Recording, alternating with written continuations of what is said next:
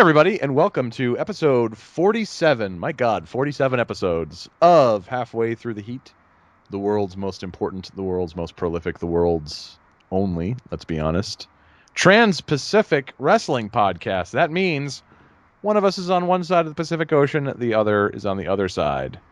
I'm Tom. I'm in Connecticut, USA, and joining me, as always, is my co-host in Kawasaki City, Japan, Joe. Joe, how are you? I am sparklingly good. That's good. That's good. We have a good show for you this week, as always. We have a lot of news. We have a great news about a great old school versus new school clash coming up in the UK. We have some indie personnel news. We have some rumor killers. We have some insight on the mystery behind who Ashley Lynn is and why she destroyed the family. We're also going to talk about how I ended up drinking with Hornswoggle, which is a true story.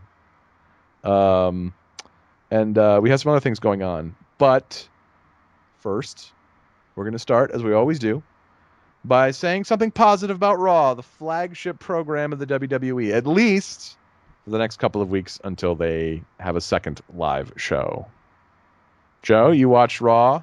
You absorbed Raw's lessons. What did you find particularly positive about Raw this week? Well, of course, John Cena was back doing his John Cena stuff, having good matches.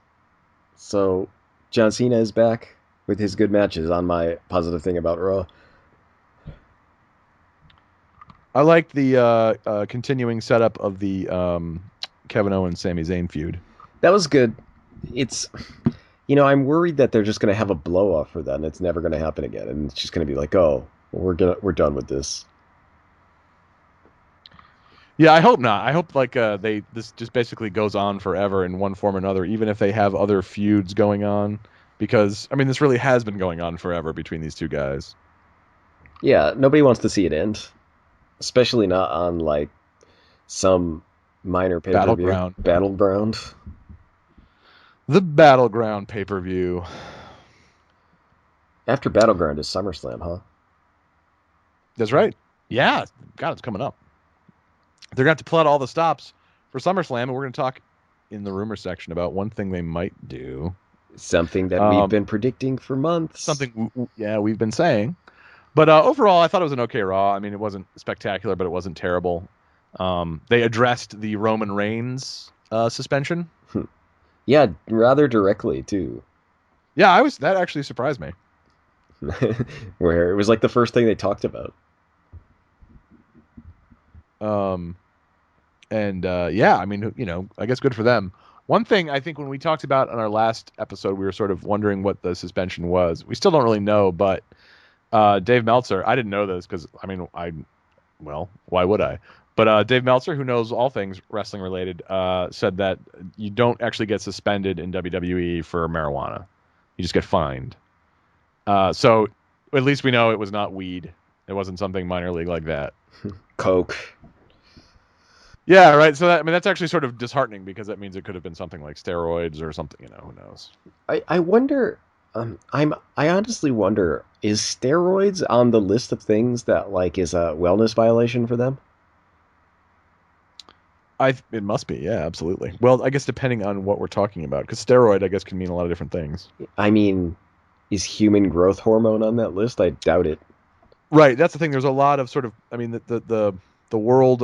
It's not just like the '80s when anabolic steroids was sort of what everyone meant when they said steroids. The sort of world of performance-enhancing drugs is gotten very vast and comprehensive, and there's a lot of things that are not, in fact, illegal. May not be healthy for you, but there's all kinds of different combinations of things. So, without knowing more about their specific policy and what they specifically ban, I assume, for example, that anabolic steroids are banned, but I don't know about other things. Who knows? Someone knows. Yeah, but you'd imagine it's not something like that. Just because of that reason, there's so many other options. Why would you get in trouble for something like that? It's probably it's got to be something like some hard drugs, Coke. It's Coke. I don't think it's Coke. I honestly think it's probably some kind of steroid or performance enhancing drug. But who? I don't know. Coke or opiates. Well, I mean, who knows? Opiates. That's a big problem. Pills, Xanax, whatever. It's a big problem in the NFL. Yeah, it's a big problem in Opiates. like everywhere. It's true. Um. So anyway, that was Raw. That was the excitement of Raw. Yeah, it was. There was a. It was an alright Raw. No, no real complaints. Well, I guess for the most part. I mean, No, I mean this was a solid B minus B show. Um. You know, they're moving along. They're doing the right things in a lot of ways, and so I'm kind of happy for them. Um. So one thing. Why don't we move on to news, right? Because there's a lot of news this week actually, yeah. and one thing I want to talk. I like WWE.com, which is run by Joey Styles. He's like the editorial director or whatever. And there was a great. I missed this. It was a couple days ago, but you should. I'll post the link. But you should go to WWE.com. There's an oral history of the too sweet gesture, Oh, oh. and which I love. And one thing is that Triple H thinks it's ridiculous to call it the too sweet gesture, and he said this is a direct quote. So imagine a Triple H voice saying it. The too sweet sounds very weak. Kevin said that now and then, but it's not the too sweet hand signal. It sounds weak to me. Can we come up with something tougher to call it than too sweet? We sound like a bunch of goofs. So other people also call it the click gesture or whatever. But what Kevin Nash said it's called is the Turkish wolf, and that's absolutely 100% right on the money, Kevin Nash, because the Turkish wolf, that hand gesture, when it's called the Turkish wolf, is the hand signal used by a fascist terrorist organization called the Grey Wolves in Turkey. One of the Grey Wolves was the guy who shot Pope John Paul II in the early 80s, if you recall that, Mehmet Ali Aga. I apologize if I'm mispronouncing your name, sir. Undoubtedly, he's listening to us in prison. Um, no, I actually think didn't he get released? Anyway, Yeah. yeah. So like, I don't. First of all, how did Kevin Nash know that? And second of all, why did he deliberately decide like, you know what, we're going to copy that Turkish fascist group? Delightful. I hope he actually thought that was the thought process. Like, we need something edgy. Yeah, right. Turkish Yeah, and he was fascist like, groups. hey, It's the new edge. He was thinking that in, like the 90s. yeah, right. Yeah, you know what? Like, why not? Why not? The too sweet. Um, AJ Styles, for the record, uh, calls it a wolf kiss, which is what they call it at North Carolina State University because they're the Wolf Pack. That's their mascot, and they do that hand gesture. So that's, but Kevin Nash clearly established Kevin Nash didn't learn from some stupid college football program. He learned it from Turkish fascism. Exactly. He knows exactly the origins. Um, but it's also there's a podcast that I listen to called Chapo Trap House, which is a very good political podcast if you like politics, and they jokingly refer to their listeners as the Chapo Gray Wolves, and they make the hand gesture, and like a lot of the listeners will tweet pictures of themselves like making the hand gesture as they listen to the podcast, and it's very funny to me to just have these two world like these super nerdy left-wing politics guys like kind of like ironically appropriating a fascist symbol and not knowing that they're basically like they look like a bunch of Young Bucks fans while doing it. Super kick party. Super yeah, by the way, in photographs whenever I see people doing the devil horns things like that to me whenever I take a picture now I always do the Turkish wolf. It's so much cooler than the devil horns. The devil horns make you look like a goof. You are you're really unhappy with the devil horns because you don't want to be associated with Ronnie James Dio. Yeah, yeah. Okay, a couple things. Ronnie James Dio claims he invented that. First of He all, did not. he did not. That's like a very, very old. It's an obscene gesture in Italy, and it means it's called the horns of the cuckold. It means someone is fucking your It wife. means you're a cuck. It means you're a cuck, exactly. And Ronnie James Dio probably learned it from his because he's of Italian descent. He probably learned it from like his grandmother or something. He did not invent it. Did not symbolize the devil, and also. way before Ronnie James Dio started doing it at metal concerts, it was the hand gesture of University of Texas football fans for the Longhorns, and they say "Hook 'em horns" when they do that. So that's why if you Google like George W. Bush devil horns, there's a ton of pictures of him with that hand gesture, and you're like, oh my god, Illuminati confirmed New World Order. No, it's just a Texas thing. Every time I see like metal dudes or something doing the symbol, like the times I go to punk shows or even at wrestling shows, I just yell out "Hook 'em horns," and they don't know what I'm talking about. But they're like, why is that middle-aged guy yelling at me in a southern accent? But because that's what they're doing. If they were in Texas, a whole bunch of football fans would be like, "Hook 'em horns." You you're just mad because of your grudge against Ronnie James Dio. It's true. He was the worst singer of Black Sabbath. Okay, that's reasonable. Anyway, so I'll post that link. The history of the two. I love oral histories. The oral history of the two sweet gestures is a hilarious one to do. But there's more important news this week. There's bigger news, even than the history of the Turkish wolf.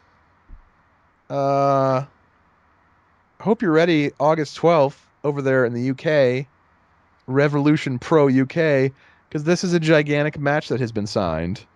Young Will Ospreay against Big Van Vader. This is going to be delightful. So the backstory to this, as you may know, Will Ospreay and Ricochet had a match in the Best of the Super Juniors tournament in New Japan, and there was a GIF, an animated GIF of it that went viral, of the two of them like doing really athletic flipping and stuff. And Vader tweeted the GIF out and was like, "What a disgrace! The business looks like ballet now or something." And this set off like seriously weeks of controversy online among wrestling fans. Like wrestling fans, like there was this huge divide between people who said like, "No, this is good and it's fresh and fun," and people who were like, "This is terrible, it's killing the business." And so Will Ospreay and Vader kind of got into it a little bit on Twitter, and this is so awesome. Will Ospreay has been doing things at shows where his opponents give him a Vader bomb and he kicks out at one. That's awesome. And so Rev Pro UK, which is one of the big indie promotions in the United Kingdom, the soon-to-be disunited kingdom, they this is brilliant. They booked Vader versus Will Ospreay, and again, this is the best about wrestling, right? That this you don't know what's real or not, and Vader and Will Ospreay could actually be like friends, and this whole thing was part of their plan just to get a payday. If so, more power to them. But I'm honestly excited for this match because I love that there's like a real world backstory to it, even though I want to be clear, I don't think it's going to be a good match. Yeah, I couldn't imagine it being a good match. Vader was never really well known for being like a ring technician, but also No. He's like 61 now. Remember, we saw Vader in Waterbury, Connecticut like 15 or 16 years ago, and even then he looked bad. Yeah. Remember that? Yes, I do remember that. And like it was and maybe he's gotten in better shape since then, but I remember like we went, it was like you, me, my roommate and my brother at the time, and we spent a lot of the time arguing about whether it was really Vader. Absolutely true. Because we're like, oh no, that can't be Vader. Vader's not that fat. But he looks a lot better now. Like, I mean, he did actually get sort of in shape. I mean, Vader in shape for Vader at least, and I can't fault him for that. So maybe he's better than he was then, which is possible because like at that time he was just like a large fat man who was breathing heavily. Yeah. And did he wrestle the Honky Tonk Man? I think so. God, that was bad. Yeah, I don't know how we watched that. I don't know. That was back when we would just, any wrestling show we would just go to. That's true. But I would probably, even if there was another match recently, like they announced a match with Vader and the Honky Tonk Man, I'd probably go see it. Yeah, I probably would too. Like, I probably would too. Even though I know from personal experience that it's gonna be not good. Yep. I'd still go see it. And the Patriot was on that card too. That was quite a show.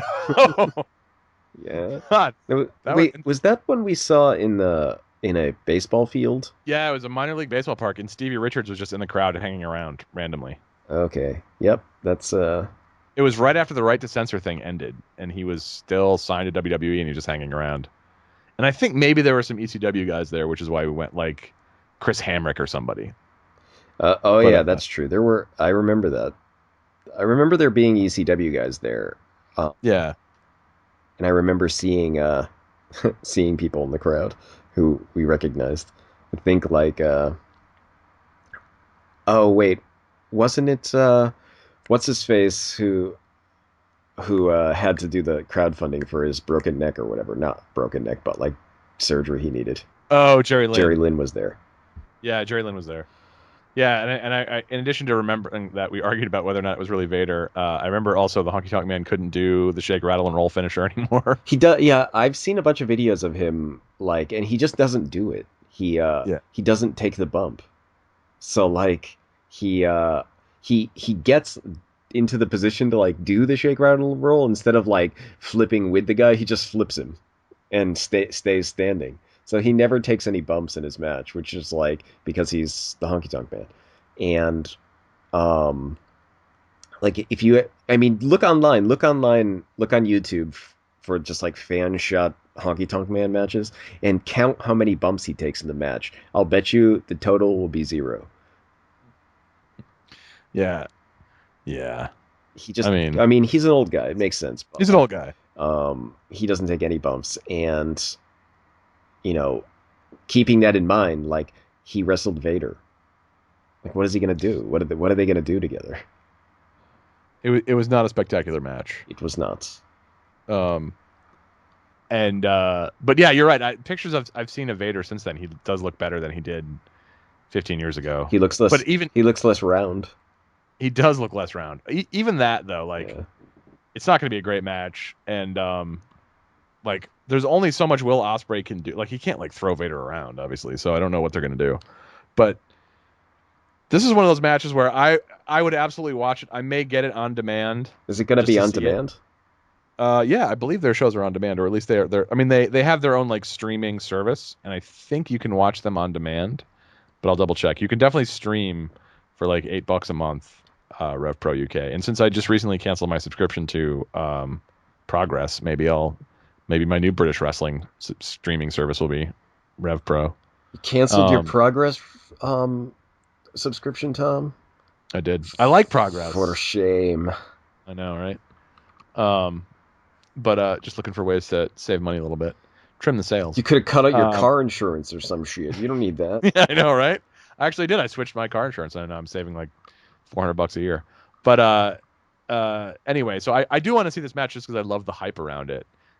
Even though I think it's gonna be a bad match. Yeah, that's a funny match, and I hope Vader is not really mad because Yeah, for Will Ospreay's sake, I hope Vader's not really mad. yeah, because you know Vader is known for being stiff and injuring people when he's not mad. Yes. Yeah, and I'm sure yeah, yeah. New Japan would not want to see its rising young European star get badly injured by 61-year-old Vader. Vader, yeah, that's a Rev Pro has like the same kind of crossover thing like Ring of Honor has with New Japan. So like Yeah, that's right. they often get guys from New Japan over there. It's you know, can't complain about that. No, they put on a good show. Rev Pro for sure puts on a good show. And I'm sure the whole card will be good. But I'm very excited that someone took the initiative to book Vader versus Ospreay after their big internet feud. Hopefully, we can get Jim Cornette versus Joey Ryan at some point. Well, that would be great. But Jim Cornette's not a wrestler, No, he's not. so He's not. He's certainly taken bumps in his career, but he's not a wrestler. yeah. He would have to manage someone. Vader. I don't know, somebody. Who could it be? Who are the angry people angry about Joey Ryan and Bill Ospreay besides Vader? Yeah, that's actually a good point. There aren't many wrestlers who are. You're a lot of wrestling fans but not many actual wrestlers. I think the attitude of wrestlers is if nobody gets hurt and it makes money, who gives a shit? For the most part, unless you're Vader. Yeah, but like semi-retired wrestlers, like are always like, oh, this is nothing like the business when I was there. But in terms of like active guys who are still, I mean, it's kind of Silas Young's gimmick, right? That he hates all the the funny stuff, and like he's always feuding with like Dalton Castle and ACH because they don't take wrestling seriously enough or They're whatever. not manly enough. They're not manly enough, but like there's actually it's hard to think of any wrestlers who are sort of like that in real life. I'm sure there are some. Yeah. Um, well, anyway, speaking of Silas Young and ACH, we have some interesting news from the world of indie wrestling, or whatever Ring of Honor is. I don't really know if it's an indie at this point. Um, Roderick Strong, Mr. ROH, is leaving after 13 years. 13 years. So, And many titles, including being Ring of Honor's champion at one point. And there's the word is that WWE is very interested in having him come into NXT. wow. That seems like a weird fit, but like, okay. It does seem like a weird fit. They brought in Austin Aries though, and Austin Aries and Roderick Strong had that very profitable relationship together for many years. Maybe that's what they're thinking. I guess that's true. Could be that. Because if it's not for WWE, I don't understand why he'd leave Ring of Honor at all. Like, unless he's leaving wrestling, which he doesn't seem to be. Yeah, I mean, I guess there's no other explanation really. I mean, what is he gonna do? He's not leaving to go to Japan. I mean, that would be dumb Right, because he's already got Ring of Honor's crossover deal. right, and he's not going to TNA. So WWE seems like a good bet.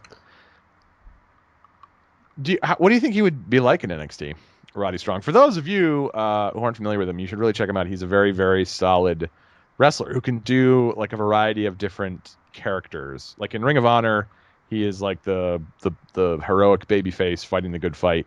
But like in PWG, for example, he's like this disgusting sadist, like brutally cheating his way through matches, and he does both very well. He's a great all around wrestler, but just a great character too. But he's one of those guys where I don't know how he'd fit in. Well, maybe NXT. I could see him doing well. Yeah, I don't know. I don't know what they'll do with him. They'll probably put him in. They'll put him in a tag team with Austin Aries. Yeah, I could see that. I mean, who knows? Put him on SmackDown. I mean, honestly, if they're they're going ahead with the brand split, they've lost a bunch of people in recent weeks. They're about to lose Ryback, and they want to bring in more people. They're bringing people up from NXT. It makes sense they'd want to bring more people in, and people who they don't need to spend months and months and months training. Like Roderick Strong could come in there and be on TV from day one. True. I mean, that makes sense. Yeah, but I'm wondering like what they're gonna do with that. Like, what are they gonna just keep him in NXT? I mean, they need people. They're gonna need people for the brand split. Yep. So, who knows? I mean, you know, I'm surprised they haven't tried to take from Ring of Honor, Donovan Dijak. Yeah, me too. And he's sort of gotten lost in the shuffle in Ring of Honor recently. Like he hasn't been showing up all that much. He's got a couple. He's going to be in a couple of their dates, but like Ring of Honor has a real like top prospect on their hands, and they're not using him in the way I think they should be. Like, Dijak looks like someone that Vince McMahon would love. Yes, 100%. Like, he's like he's a giant of a man, and like Yeah, he's like a legit 6'7", 6'8". He's huge. yeah, and he's a good wrestler. So like, Yep. you know, I he seems like somebody that Vince McMahon would be really hot on. Like, you know, they'll put him in a tag team with Big Cass or something. You know, yeah. Yeah, exactly. Um, yeah, I'm surprised that Dijak hasn't been called up or hasn't got. I mean, I think he's under contract to ROH It's possible. because Strong's contract is ending and he's leaving, whereas Dijak is still under contract. But I'm surprised that ROH hasn't done more with it, and they might. I mean, Roddy Strong is leaving, Moose is leaving ROH, Is and is he actually leaving? Has that been confirmed? yeah, Moose is on his way out. Because there were rumors that he's not going to WWE. Yeah, I've seen those rumors too, but I've also seen. I mean, they're saying that he's leaving, but the question is he going to WWE or doing something else, like leaving wrestling? Who knows? Yeah, I wonder. Um, but with those guys leaving, it seems like there's spots in the roster in ROH for people to make their names. Yeah, it's weird to me that they haven't like done more with Dijak because like he's like got a look to him and he's giant and it seems like he should be in their like top tier, but like he I've never seen him win a match on Ring of Honor. Yeah, I don't know what they're. I mean, and he's like, he's super popular. When I went to see Ring of, I mean, now granted, this is basically a hometown show for him in West Warwick, but the crowd was insane for him. Like people went ballistic for him. He got as big or bigger a welcome than anyone else on the roster that day. Because he's got it all. He's huge. He looks good. He can really wrestle. He can do a lot of different stuff. I mean, he does a shooting star press, which is insane. And but he's also, I mean, he's really like grown into this character of like the cocky, arrogant guy who can be kind of good or bad depending on what you have him do. But he's not, he's not terrible on the mic at all. Like he's got a quick wit. He's able to talk. So like really the sky's the limit for Dijak, I think, and I'm just surprised that because the Ring of Honor roster right now honestly feels a little stale, and they have like young talented people. I don't know why they're not doing more to push them. Yeah, it's a little weird because Dijak seems like an obvious choice for a push, but Ring of Honor doesn't really use him, and there's other people who I think just kind of languish in Ring of Honor because like they've just been stuck in the never-ending feuds with all the same people over and over again. ACH is one of those guys. Yes, 100%. Where like he's spectacular to watch, but like who do you want to see him wrestle in Ring of Honor that he hasn't wrestled already?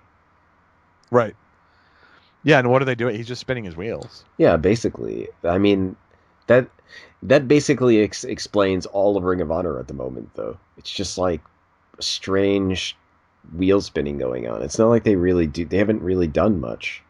I mean, the last exciting thing that happened in Ring of Honor was when Goto won the TV title. Yeah. Yeah, I mean it's been a while. They don't take a lot of chances. Delirious's booking kind of reminds me a little bit of Gedo in New Japan, where he's just like I mean, they're good. It's always good. That's the thing. But it's sort of like it's the same good thing over and over. Yeah. There's not like a lot of moments where you're like, whoa, I didn't expect that, or I can't believe this guy is the new champion, or I can't believe so and so turned on his friend, or what. It's always just this is what you're getting night after night, and it's always going to be good because the wrestlers are always really good. But in terms of storylines, there's not a whole lot of change. Yeah, that's true. So Um, that's kind of it. That's kind of how Ring of Honor is recently. Like I don't watch it every week. I used to watch it every week, but I stopped watching it every week because it's kind of like, oh, okay, yeah, exactly. I've seen this. It's not getting me so excited anymore. Yeah, and I like Ring of Honor. Don't get me wrong, but they need to do something to like bring in new people and like bringing in Kamaitachi is a good idea. I mean, he's great. He's amazing. But like they need to bring in someone who's going to like change the course of the storylines or bring in people who are going to do that. Like I like Jay Lethal a lot, but it's maybe time for someone else to have the belt. Yeah, it's just, I'm surprised Jay Lethal still has the championship. Really, Yeah. um, my idea is that they just don't have anybody to give it to. I think that's 100% right. Because who else would get it? I mean, Jay Dijak. Briscoe's always a transitional champion. Yeah, Jay Briscoe is like the only person who you can think of that would be reasonable, but he was the champion for like 2 years. Yeah, Like it would be weird to go back to him being the champion. it would. It would. So I guess like they don't have anybody reasonable. Give it to one of the New Japan guys. Tanahashi is always a good choice. Right. Yeah, I mean, like, this is the time when if I'm in Ring of Honor, I'm looking in to bring in somebody like Chris Dickinson or someone like that from the Indies who can kind of immediately be a credible challenger for the title and like really kind of shake things up. Because there are guys like that who are out there, younger guys who haven't had a shot in Ring of Honor, who would be great, and even some like we talked about Dijak, but they're just I don't know. I mean, when was the last? Well, I guess that they've kind of done that with Leo Rush a little bit, but like again, he's sort of becoming he's getting like frozen into the ACH spot. Hmm. Like he comes out and he does his thing and it's spectacular, but like he's just in a corner by himself. Like he's never in the mix. He's never like in a main storyline. After his match with Jay Lethal, which was spectacular, he's had good matches, but he doesn't. But there's they're like exhibitions. He doesn't really do anything. There's no rhyme or reason to why he's doing what he does. Yeah, that's a lot of Ring of Honor's guys, though. I mean, Yeah. think of the reasons, like why do you think like Matt Sydal is wrestling in New Japan more? Because he was like Right. basically stuck in a never-ending battle between him and ACH and like other flippy dudes.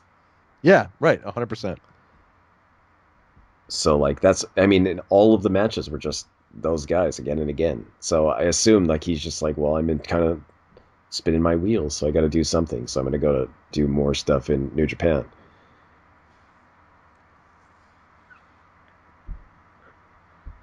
Well, one person possibly going to WWE. We've got some rumor killers about people who are not going to WWE, or who, at least for now, are not going to WWE. Talking Oh, about talking about Goldberg. yeah. Goldberg says WWE has not contacted him. We talked, I think, on our last episode. We talked. There's a number of older names that have been mentioned publicly as possibly coming back. Kurt Angle among them, Goldberg, and Even folks. the Kurt Angle rumors have been rapidly changing in the past. Right, yeah, because Like, Kurt Angle himself was the source of the rumor, so like it was sort of credible. But he talked about like it's just a matter of time, and now the story is like, oh, maybe next year, maybe who knows. yeah. Because like there was Kurt Angle was saying like, yeah, it's just a matter of time, and then like the couple days later, the everybody else was saying not gonna happen, Right. and then like again, Kurt Angle was like, yeah, maybe next year or something, something. It's that kind of thing. Yeah. So maybe not Kurt Angle, probably not Goldberg, which actually is good because as we said last week, what's Goldberg gonna do? Nothing, Um, nothing exciting. but heartbreaking news for fans of Crime Time. Crime Time is not coming back. Uh, they say they have not been contacted by WWE. Um, which actually now the world sort of makes sense again. Yeah, no Crime Time coming back. Um, Because think about it, if you want to, I mean, so you want to bring in a bunch of people because you have this brand split and you want to bring in more people, and you have the indies, you have all this other stuff that's going on. You don't necessarily need to bring in. I mean, Kurt Angle makes sense because people would actually pay money to see Kurt Angle in WWE again, but Crime Time? yeah, I mean, who is it that's like hankering for some Crime Time? The, Yeah, and like they seem like nice guys and everything. I don't want to, badmouth them, but like honestly, that was not. They weren't, they weren't the Dudley Boys. Like they weren't like, there weren't Crime Time T-shirts all over America and like people shouting the Crime Time catchphrases and yeah, everything. that was only at your house, not I was like, yeah, exactly, yeah, huge Crime Time fan. the Also, I don't want to put too fine a point on it. Their gimmick is really racist and gross. kind of, yeah. Yeah. The the whole thing with them is that like a lot of the rumored people were people from that horrible time in WWE, like late 2000s. Yep. And like, good God. When like it's the late 2000s in WWE, who are the standouts? Like MVP? Yeah, MVP. Well, Chris Benoit until Yeah. Well, Chris Benoit's um, not going to come back. no. Um But yeah, MVP like Matt Hardy, yeah, it's the kind of thing. Edge. Edge isn't coming back. Yeah, Edge and Christian aren't coming back. Um Matt Hardy might come back. Jeff Hardy, Matt Hardy. I would love it, but only with their current gimmicks. I would love their current gimmicks back. Broken Matt Hardy and Brother Nero Jeff Hardy. Then I would be so excited. I would enjoy those, but I doubt that will happen. Hold on, I've got someone at my door. It's probably the mail. So I'll be here. I'll be back in a second.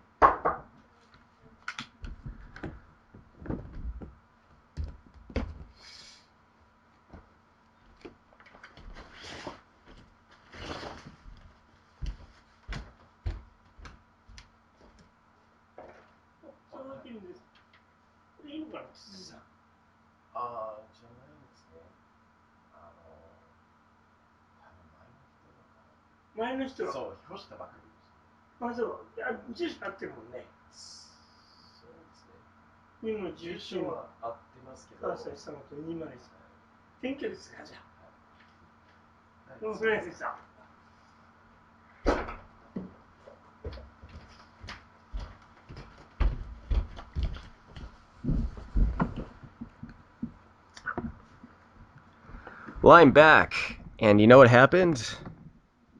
It was the mailman, but he wasn't here. Mailman. He wasn't here for me. He was here with a mistaken package. Was it SD Jones special delivery? It was not SD Jones. It was old man Japanese guy, who was looking for some other Japanese guy, who was not me. Fair enough. But I'm guessing it was the former resident of this apartment. Oh yeah.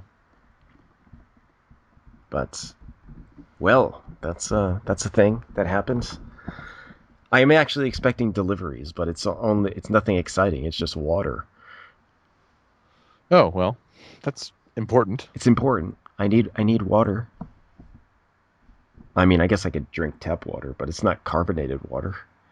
No, exactly. So, where were we? We were talking about Brother Crime Nero Time. in Crime Time. Brother Nero, Crime Time. All right. But what else do we got on the old rumors that might not happen?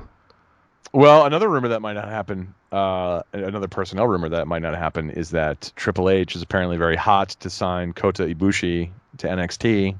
You are doubtful of this. Why?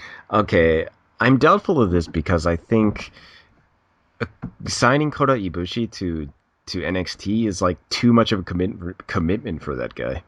Like, he couldn't keep. I mean, he's not the kind of dude who like seems to want to be tied down to doing one thing in one promotion. Like he couldn't even do that in Japan. Like he worked for both DDT and New Japan on a special contract, and then he has like a modeling contract and he has a book.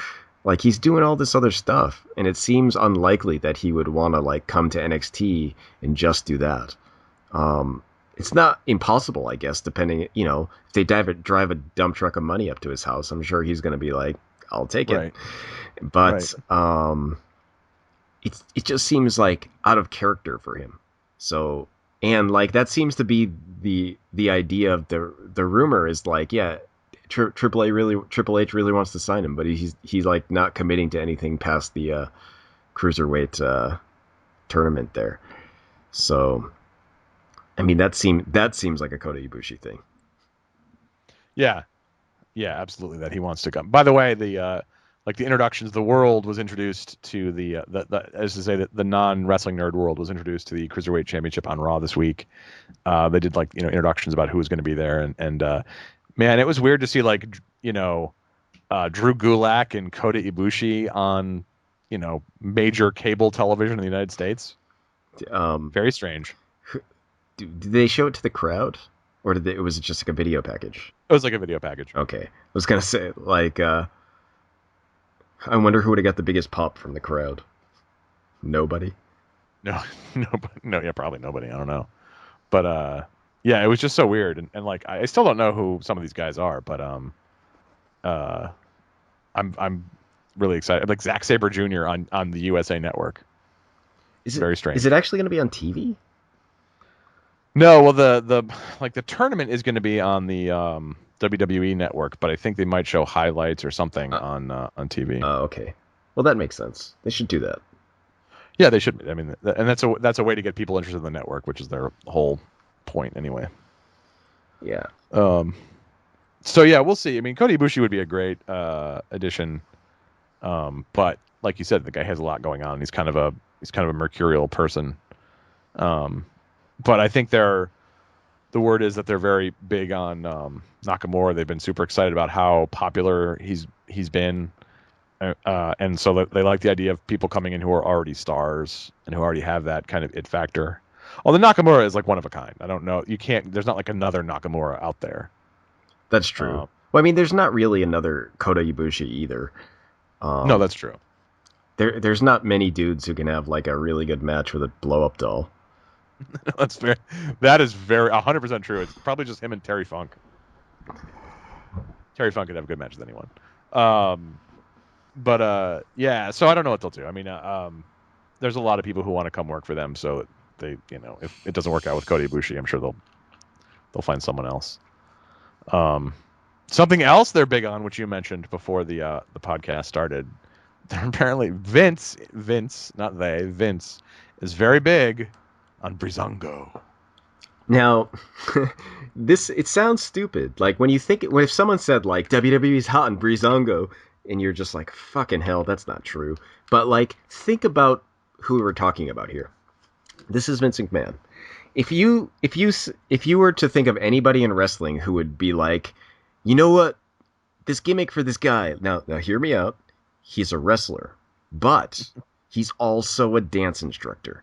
Now, if you said that to anybody, they would think, "Well, that's fucking stupid." But if you said that to Vince McMahon, he'd be like, "I think we got something here."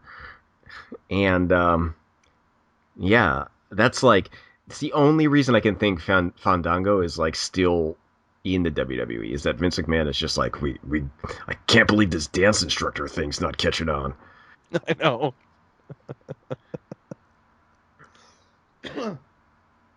Yeah, I mean, it's such a Vince thing. When I started watching wrestling again after a long layoff, like 3 years ago, and I saw Fandango, I was like, "Well, Vince hasn't changed." I mean, it's such a Vince thing, and it's so wonderful that. And again, like that guy is actually a good wrestler. He's just stuck in this horrible gimmick. And same goes for Tyler Breeze. I like Tyler Breeze a lot, and I think Tyler Breeze could be a big star. He's just sort of booked in this weird way. So you know what? I'm kind of glad that Vince is big on Brizongo. Yeah, I mean, I'm not sad. I don't think those guys are bad wrestlers. It's just I think like it's a very Vince McMahon thing to take these two guys with these dead end gimmicks that are like straight out of the '80s. I mean, think about these gimmicks. One is a dance instructor, and one is like the model Rick Martel. Like Right. that's actually a gimmick from the '80s. Um, Yes. Which in itself was basically Gorgeous George's gimmick. I mean, Tyler Breeze really is working a version of like the oldest gimmick in the televised era of wrestling. yeah, essentially, yeah. So it's a very Vince thing to like, and it makes sense that he would like those guys, and it doesn't make sense that he wants to give them a more serious makeover, but whatever. No, what is that going to look like? A serious dance instructor wrestler? I don't know. I hope, like I was saying before, I hope they give him I give Tyler Breeze a giant perfume bottle or something to spray on people. I hope that's like Black Swan and they're both like going insane as they try to be like the best looking guy in WWE. And eventually they start murdering people in the back. Then I would buy a Brizongo t-shirt. um that's dangerously close to my gimmick infringement of the Puerto Rican murder wrestlers. That's true. That's yeah. But I like the Black Swan idea. Like they're competing for some kind of part and they're partners, but they're both like rivals and they're constantly staring in mirrors and seeing things that no one else sees and they're both going slowly mad. You're getting dangerously close to the segments where Hulk Hogan and the Ultimate Warrior were there for Halloween Havoc '98 or whatever. Yeah, if you by the way folks, if you haven't seen that, it's great. You can see it on the WWE network. when Ultimate Warrior was brought into WCW briefly, then the run up to his match with Hogan, there'd be these scenes where like Hogan would stare in the mirror and he would see Ultimate Warrior's face, but like no one else would except everyone watching it on television could see it. Yeah. So it actually has the opposite effect in that like you could see it on TV and Hulk Hogan could see it, but nobody else could see it. So you think like, what the fuck is wrong with everyone else? Right. It didn't make you think that Hulk Hogan was losing his mind. It made you think that like Eric Bischoff was losing his mind. Yeah. Good stuff. Um, those were that was like the one of the worst matches ever, and had hilarious botches where Hulk Hogan burned the hair off his face. Yeah, seriously one of the worst matches ever. Like and everyone involved says it was one of the worst matches ever. Yeah, Hulk Hogan is like, yeah, that match sucked. It was terrible. Yeah, Hulk Hogan, who is not exactly the world's most humble man, talks about how bad that match was. Yeah, but speaking of Hulk Hogan, we've got another part of this rumor mill here that Oh. matches right up with exactly what we've been saying since like last year. Um, the rumor is that Hulk Hogan and the WWE are now considered to be on good terms, and they're looking for ways to work him back into television. Um, Hulk Hogan probably coming back for SummerSlam. That's what I'd assume, because I'm not saying you haven't been saying that for months, but that is your exact prediction actually. Yeah, like when the Hulk Hogan N-word tape leaked and we talked about it, I said SummerSlam. This is like when October. Yeah, it was. Yeah, and we talked about it, and we both said WrestleMania was too soon. Yeah, but SummerSlam was more likely. Yeah, and what do you know? The rumors are already picking up 2 months before SummerSlam that they're looking for ways to work him back into it. Folks, you got to listen to the podcast because we can predict the future. That's all I'm saying. We are future predictors unless it's something like big news that's going to happen tomorrow. Yeah, then we have no. Yeah, we can't predict. We're more long-term predictors, not short-term predictors. Right? Yeah, exactly. Yeah, because it's a gift, but you can't choose the gift. It just comes to you. Yeah. So if you're looking for predictions like a couple months out, like look for us who predicted Kota Ibushi in the cruiserweight thing, despite all the online people being naysayers saying it wasn't going to happen. Yep. These guys who predicted Hulk Hogan never coming back. The internet. Who said he'll be back by SummerSlam. These guys. So I think, but if you're just like, yeah, but tomorrow some huge news is going to happen. You guys didn't know about it.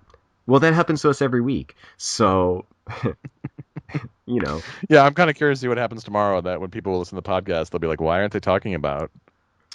Why haven't they mentioned this?" Yeah, because we record this on Tuesday night, and all the big news breaks Wednesday or Thursday. Listen, we can't help that. No, we can't. But we can predict the distant future. That's true. There were other things too. Like you predicted almost exactly, I think, what happened at the WrestleMania minute, wasn't it? Like, it's like you whenever you describe something as a worst case scenario, that's what happens. Oh yeah, that happened. That happened like 2 pay-per-views in a row. Yeah. Where I predicted the worst case scenario and it happened, and then I had to stop doing that because we were afraid I had some kind of magical powers that made made those worst case scenarios come true. It is a terrible power to have because you think it might be good, but it's a double-edged sword. Yeah, I mean, because you get, it's like you get the pre-warning, but it's always the result you don't want. Yep, it's true. There's probably a German word for it. But yeah, so the Hulkster may be back for SummerSlam. Speaking of old wrestlers from the 80s, I noticed today that the Jimmy Snuka has been added as a guest for WrestleCon next year, which takes place during WrestleMania week. Jimmy Snuka was recently ruled by a judge incompetent to stand trial in that murder case, and we had talked about whether the whole thing was a work. And I don't know. I don't want to say anything libelous, but it is a little suspicious if if you're so racked by dementia you can't answer simple questions put to you, but you can go to a convention and sign autographs and get paid. Yeah, that's a little suspect. Some people might think that's suspect. I'll just say that. Some people might think that's suspect, like judges and lawyers. Yeah, those people. Um, is that it for news? We have a lot of news. That might be that. No, we have that weird Ashley Lynn lied and destroyed the family thing. Oh yeah, this was awesome. So one positive thing about Raw is that there during the show there were these people holding up a sign, like they were on the hard camera side. This is they knew what they were doing, and they were holding up a there's not a lot of wrestling signs, but they were holding up a sign that said Ashley Lynn lied and destroyed the family. And people were like tweeting like, "What the hell is going?" Some people thought it was part of like an angle, and they were like that Ashley Lynn was like was going to come out or something. No, not an angle. Ryan Satin, my Twitter bud over there at Pro Wrestling Sheet, does a lot of good reporting. You should go check him out. He has uncovered the story. He spoke to the guy who was sitting next to the woman who was holding the sign up, and according to this guy whose name is Joseph Pascali, he says that the woman and another guy who was with her were like focused on getting the sign on TV. The sign was actually taken away by security because it wasn't wrestling related in WWE. By the way, they read those tweets during the show. So if a lot of people start tweeting about something that's not wrestling related in the arena, they're going to know about it. They're going to try to fix it, which is what they did. And what this guy Pascali said is that the two of them were talking about someone named Mark who had recently died, and there was a money issue, and someone named Jesse Lynn contacted Ryan Satin and said this is a family issue and should have never been brought into public eyes. Ryan Satin confirms that this guy has a friend on Facebook named Ashley Lynn, who has written many recent status updates about her family being angry with her over a recent decision. She has a father named Mark who also passed away this year. So, and Ryan Satin reached out to Ashley Lynn for comment, but she didn't want to speak about it. So so this is very familiar. If you're, by the way, if you know anything about probate decisions and things, a member of the family dies. The families often fight over the estate. It's horrible. Probate is often a very wrenching and terrible process. That seems to be something about what went on here. It's so weird and hilarious that it ended up on Raw. Like that's the venue. Like you're having a fight with someone has died. You're fighting over the estate or whatever, and like you're like, you know what? The world needs to know that Ashley Lynn lied and destroyed the family. Let's go on Raw with a sign. I love it. I mean, this is probably the backstory here is like too depressing to even think about. I'm sure it's awful, but I mean, honestly, like what?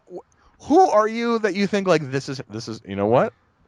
Is Ashley Lynn a big wrestling fan or something? Like how do you come to that decision point? Tom, the family members said that she needed to know that she lied.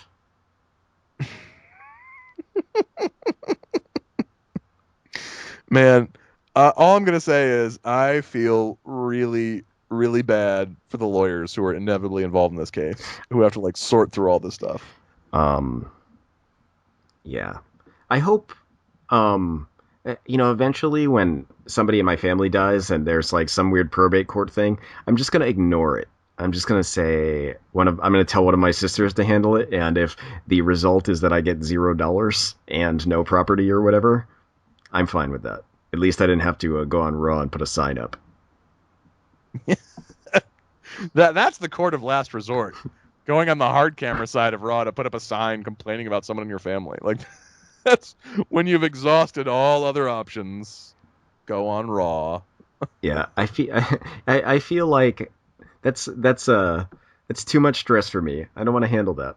I'll just accept nothing. I'll be fine with that. Just don't make me go on Raw with a sign.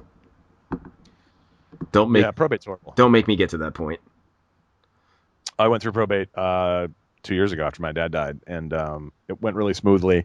I thought it was taking forever because there's all this stuff, like all these like you have to put ads in the newspaper, and like there's like 90-day waiting periods and all this other stuff, and The courts have to sign off on all this, and they have to like seriously. I mean, like you have to. I was the executor of the estate, and you have to like basically keep records about all the money or like so all you have to settle all the debts, right? So if the person dies, they owe any money, even if it's like $2, you have to settle it, and so you have to keep all this track of all the money that comes in and then all the money that goes out, and a court reviews it to make sure you're not embezzling. So it's kind of a scary process. And I thought it was taking a long time. It took about a year to get settled, and my lawyer, when I told him, I complained to him a little bit. I was like, "This is taking forever, bud," and he was like, "Let me tell you," as he told me that like probate takes years and years because families fight, whereas my family, it's just my brother and I, and we got along really well. We still get along. I don't know why I put that in the past tense. We got along really well, and so the will was also clear, but so there was no need for me to go on Raw and hold up a big sign saying Dan Breen lied and destroyed the family. Dan Breen lied and destroyed the family. Dan Breen didn't take enough stuff and destroyed the family. That's right. that's that's that's the complaints. It's not the it's not. He might not even see that. I'd have to do it on NXT because that's all he watches when he watches wrestling. Yeah, see, you'd have to. I'd have to go down to freaking Florida. Yeah, see, that's the deal breaker right there. You'd have to go to Florida. Yeah, and I'd have to spend because like they tape like 3 episodes at a clip, so I'd have to spend like hours with the Full Sail weirdos who are like. you'll be stuck chanting women's wrestling all night. It'll be. Right. Yeah, and like the Ascension makes a surprise appearance and everyone goes crazy, and I'm like, are you fucking kidding me? Yeah. Am I being punked? Am I? Am I being swerved? I'm not being swerved. It's all too real. So anyway, long story short, if you have a probate matter that you want addressed, the best possible venue is Raw. Obviously, I think there's no better venue. There is no better venue. All right, so that's it for news. The only thing we have left to talk about this week, how are we doing on time? All right, we're doing all right. We're close to an hour. I had a wacky, my friend Mike and I had a wacky wrestling adventure that involved and ended up drinking with Hornswoggle. Or Swoggle, I should say. He's no longer Hornswoggle. You have to drop the horn, or it's some kind of copyright infringement. Right, yeah. WWE owns the name Hornswoggle, but the name Swoggle it's free to use. I still think he should have called himself Hornswaggle. Maybe that's too close to the. It could be. It could be. I should have told him that actually.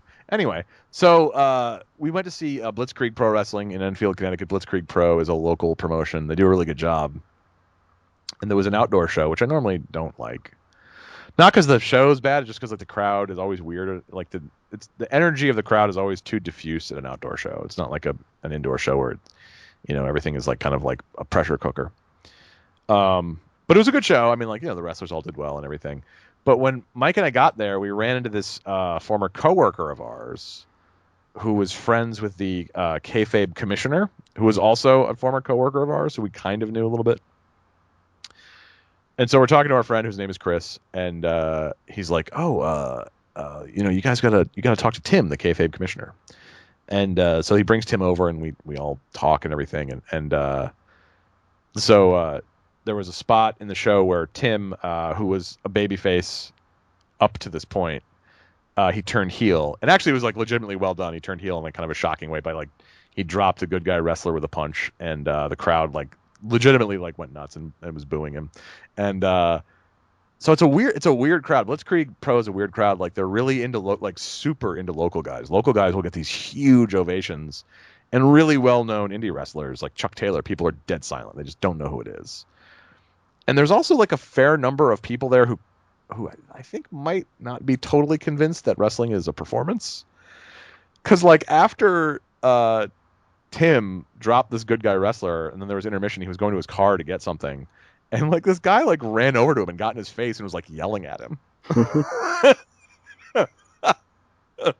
And we're all watching, and and Tim just stayed in character and was like telling the guy to like piss off or whatever. And the guy's like, I don't know. It was very funny to see people who were that mad about it. Anyway, After the show, Tim comes over to us and says, "Hey, we're going to this bar afterwards to drink with the wrestlers. You guys should come." And Mike and I were like, "Yeah, absolutely, let's do that." Because why not, right? What else are we gonna do? It's a Saturday night. I don't really drink, but I mean, why not? So we go to the sports bar where a band is playing like '90s alternative covers, or even like early 2000s alternative covers, like Jimmy Eat World. And at first, it's just us and Tim and Chris and these two local wrestlers who are nice guys. And I thought, like, well, this is fine, whatever, I don't care, because I was asking questions about the show, and I'm always interested in however much behind the scenes stuff they'll tell me. So they keep some of it close to the vest, but they'll tell me some things. And then Swoggle, who was on the card, Swoggle comes in, and we're like, oh man, Swoggle's here. And it's just like us and Swoggle, and he sits down, he's just like looking at his phone, he's a nice dude. And my friend Mike after a while is like, I'm gonna buy Swoggle a drink.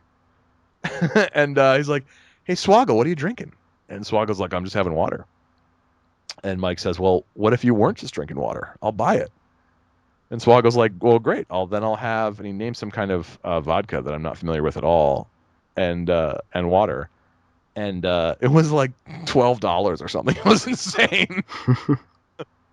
But no, and then these other wrestlers started coming in, and there's a local guy named Wrecking Ball who's huge.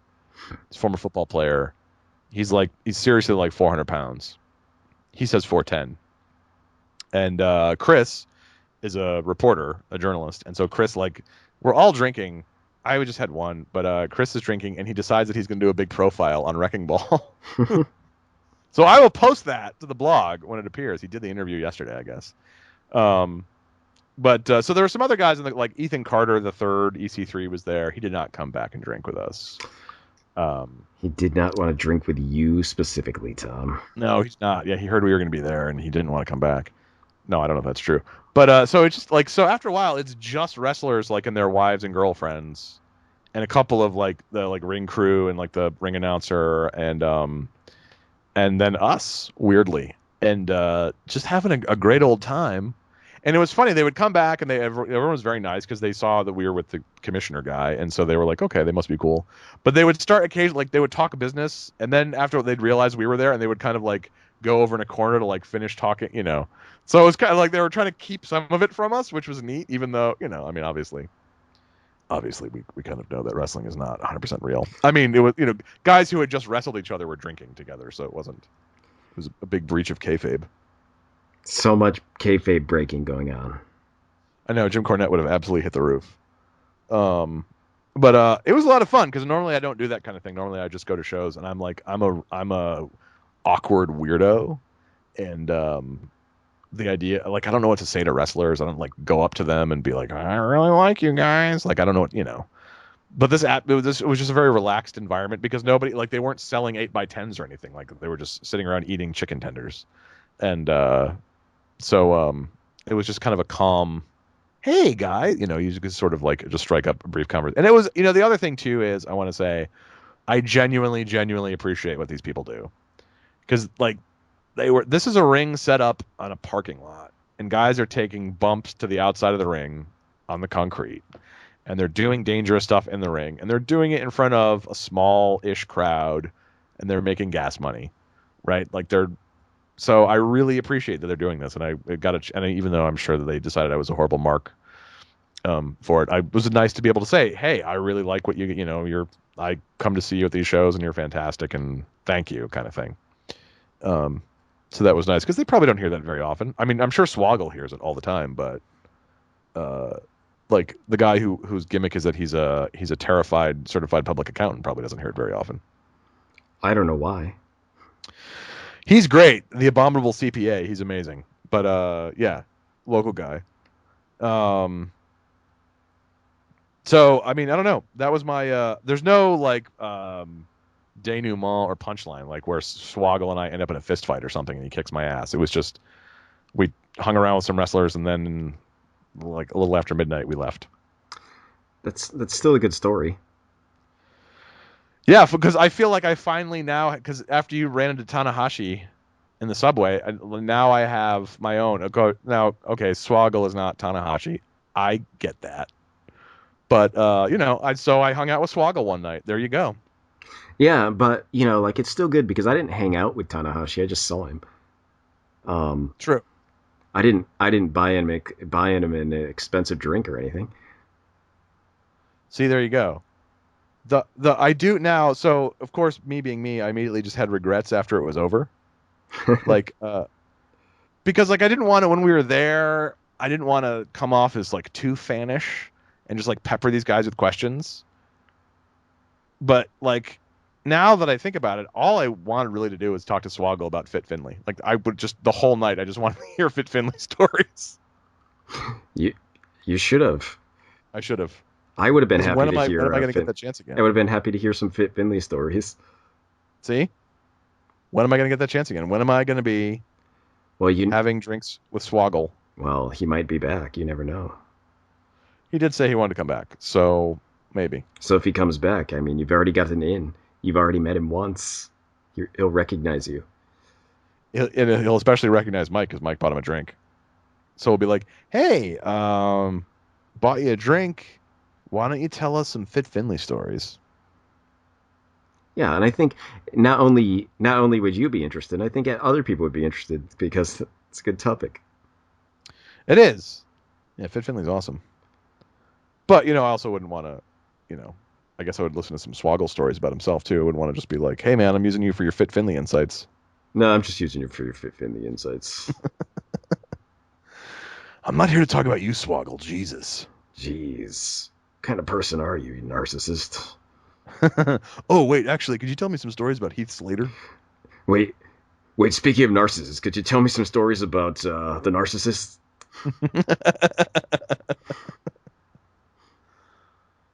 But yeah, I mean, also, really, I just wanted to know, like, I mean, I always want to know people who've dealt with Vince. I just want to hear stories about what kind of psycho he is. See, those are all perfect. You should hear all of those. You should have asked all of those. I should have. Anyways, that's my exciting. That's my story of drinking with Swoggle. I had a Strongbow cider, folks. For those of you at home, Um, I don't know what that is. it's a British cider. It's pretty good. But then Wait, the commissioner it's not guy. related to Chief J Strongbow because It's no, I didn't even think of that. But that's a good wrestling cider to have because of the Chief J Strongbow connection. Um, but now the commissioner guy and I are Facebook friends, and he was commenting on a bunch of stuff. So hopefully, I don't know. I don't know. Maybe this will translate to um so one of the reasons my friend Chris was there is because he had a plant segment as a member of the crowd where he had to get up and yell something at the commish after the commish turned heel and the commish was going to go up to him and like get in his face and scream at him and as it was all planned in advance and I hope I get to do that. you're gonna get to do that. I really want to do that. You're a wrestling plant. That would be awesome. There was a great, if you go to Pro Wrestling Sheet, there's a great video. I don't think this guy was a plant at all, but I don't know. You never know with wrestling. You never know. But there was at a Preston City, which is a UK promotion match or card recently, Soraya Knight, who is Paige's mother. This guy had like, I guess, grabbed her on the ass or something on her way to the ring before the match. And then after the match, like she goes over to him and he's like nervous at first and then she like puts her hands on the side of his face like she's gonna kiss him and suddenly gets excited and she then like shoves him into a chair and takes two beers from another guy and just like dumps the beers over the guy. It's great to watch the video. People go nuts. I don't know if the guy was a plant or not. If he was, he played his role admirably. If not, it's even greater. Yeah. Oh, yeah. If not, then it's 1,000. I mean, and that's I don't know. Britain's the kind of place where Preston is kind of a rough city. You can kind of see that like that not being a plant situation. But that's what I want to happen. Basically, I want to mouth off to the commissioner at Blitzkrieg Pro, and I want to have him dump beer on me. Um, that'd be admirable if you got beer dumped on you. Yeah, it would actually. I would kind of like that. That's taking one for the team. That is taking one for the team. Their next show is August 27th. It's their 1 year anniversary. So hopefully they'll have some spectacular things planned. 1 year anniversary for Blitzkrieg Pro. Is their 1 year anniversary as Blitzkrieg Pro, or is that like including the No, time when they were whatever they were before? they were us versus them originally, and they some clothing company sent them a cease and desist. So, no, this is their 1 year as in existence with both names. But they're really well run. I mean, like I'm always impressed by their shows. Um, and I also have coming up for upcoming shows. I know the WWE is in Tokyo, but that's kind of expensive, right? Yeah, that's pretty expensive, and it's this week. I mean, I I don't think I would, even if I like had the time to go. Like, I don't think I have the money to go. So it's like, you know, kind of like a weird before my payday kind of thing. And those are always expensive. Yeah. Um, I have a couple of I've bought tickets now for I got tickets to see the Northeast Wrestling Show in August, uh, where Cody Rhodes and Jushin Thunder Liger will be at a small rural town hall in Connecticut. That's always good. We talked about that last week. I remember you mentioning that. Like, it's going to be awesome. I'm looking forward to it. I also have tickets to Beyond Wrestling's show in Melrose, Massachusetts on July 17. It's called Flesh. And that is a doubleheader with Evolve 65, and I have tickets to Evolve 65. Is Marty Skrull going to be there? Marty Scurll is going to be there, as is Zack Sabre Jr., although I don't know if they're wrestling each other. Zack Sabre Jr. is wrestling John Gresham on the Beyond card, and I think he's also on the Evolve card, so he has a busy day. But I'm pretty excited for that. This will be a final test of whether or not Evolve in person is the way that we've experienced Evolve watching it on TV or streaming. And what else? Oh, Wrestle Jam is the day before. That's a weekend crammed with wrestling, folks.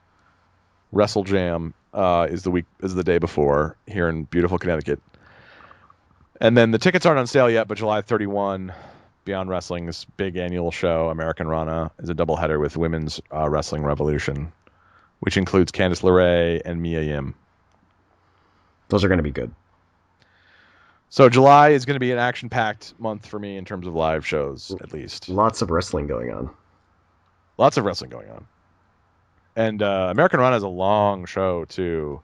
And with a doubleheader, like, that's going to be a crazy day. That's going to be a long, long day. But it's going to be worth it. I think, like, man, 2 wrestling shows in a day is like, that would be draining. Yeah, I've done it before, but it is draining. You're an Iron Man. I am. Well, but so for the having learned my lesson, the Beyond show on the 17th, that's the first one. It starts at like 2 p.m. And Mark was going with me. Mark and I got standing tickets for that, so you can stand around the ring, because that's a big part of the Beyond show. But for Evolve, we have seats in the bleachers. Because because the 2 doubleheaders I've been to have been Beyond shows, and I've stood for the whole thing twice. It's like 8 hours. Are they going to actually have standings things for the Evolve show? No, I think they're gonna rearrange. So once the Beyond show ends, they're gonna kick everyone out, and then they're gonna like rearrange it so that they're just gonna set up chairs wherever the crowd was standing for Beyond. Okay. And for the show on the 2 shows on the 31st, the women's show and the Beyond show, we're gonna get the VIP seating, which is more expensive, but like that one looks to be probably going from 2 p.m. to 11 at night, and we're gonna want to have chairs. Yeah, you're definitely going to want some chairs. I mean, standing up all night is not sounding like a good idea. No, and then like it's an hour and 45-minute drive home from Providence. So also July 24th, WWE Battleground. So there's stuff coming up. July's a busy month. That's a lot of stuff. I'm going to actually be going to a show, but I don't know what yet. Awesome. Hasn't been decided, but I will be going to something. There's a person who knows me from YouTube actually is moved to Tokyo recently and is interested in going to some shows. So I'm going to be going to Really? yep. So I'm going to be going to some shows. That is fantastic. Um, Is it possible you're going to see another DDT show? Possibly, but maybe not. That person actually went to a show on Monday, yesterday. Well, not yesterday for me, but on Monday they went to a show that I didn't go to, but it was like a Tokyo Joshi Pro show mixed with an Idol concert or something in between. I have no idea what that was, but Tokyo Joshi Pro is like the women's version of DDT. It's run by the same company. Okay. So like, but it's goofy. It's probably the least exciting of the for wrestling out of the women's promotions. Like it's mostly like cute girls, as opposed to like your standard Japanese wrestling women who are like frightening for the most part. Right. Right. So like, I mean that's a generalization, but like if there's like definitely for example, if you look at what's it called, Marvelous is one of the promotions that's run by Chigusa Nagayo of Crush Girls fame. Like everybody in that promotion is horrifyingly scary. Like every women wrestler in that promotion could lift me over their head and tear me in half. That's pretty good though. Yeah, so like it depends on like what I mean. There's a lot of women's promotions, but like they're on the far ends of the spectrum. You've got Marvelous, and then on the other end you've got Tokyo Joshi Pro, and in between you've got all the other stuff like Ice Ribbon and whatever else there is. What is the other big one? Oh, I'm drawing a blank because I can only. Oh, Wave. Wave, and there's another one too, which it starts with an S. I just can't remember it off the top of my head right now. Stardom. That's right. So like it's on a spectrum, but like something for everyone. Yeah. So yeah. So well, I'm excited to hear that you're going to be going to shows. I'm going to be going to at least one show in the near future. And after that, we'll see. I'll have when I have more money. Well, but already the new place is paying off then, right? Yeah. Well, I mean it's only like because I moved to this month that like I have no money, but like afterwards I'll be looking good. Very nice. So yeah, that's about it. That's all we got this week. So I guess if you want to see more of us, hear more about our wrestling stuff, you can check us out on Tumblr. At what is the main blog is Closet of Anxiety. It's Tumblr, and my sometimes updated Tumblr on on Tumblr is Hakujin Joe, and I'm also on Twitter as XCornMuffinX, and Tom is there as TJ Breen, and he posts a lot of stuff on there. While I do not. Probably, if you wanna talk to me directly, comment on YouTube. That's the easiest way. If you want me to see your message a couple days later, comment to me on Twitter. But it's the reverse for Tom. So if you want to talk to Tom directly, it's probably a bad idea to comment on Facebook. I'm not on Facebook, but on YouTube. But if you want to hit him up on the Twitters, he'll get right back to you. Yeah, I'm always on Twitter. Too much, in fact. It's melting my brain, but I can't break away from it. So feel free to hit me up on the Twitter, and or you can send me a message on Tumblr, especially if you're not an angry relative of old wrestling promoters. Yes, that's a prerequisite for all of these things. If you're an angry person, especially if you're related to old wrestling promoters that we've talked about, don't message. Don't message. That's it. Just complain about us on your own Tumblr. That's fine. Yeah, you can link us on Tumblr or at us on Twitter, but only in conversations with other people. Don't directly at us. Add us passive aggressively when you're talking about us to somebody else you're bitching about us to. Yeah, just subtweet us or something, you know? Yeah. Why not? Yeah. That's always good. If you're angry though, if you're not angry, feel free to Right, yes. directly tweet, direct message. I that you can direct message me. I don't know what Tom's settings are, but I'm not sure if my DMs are open. I'll have to check.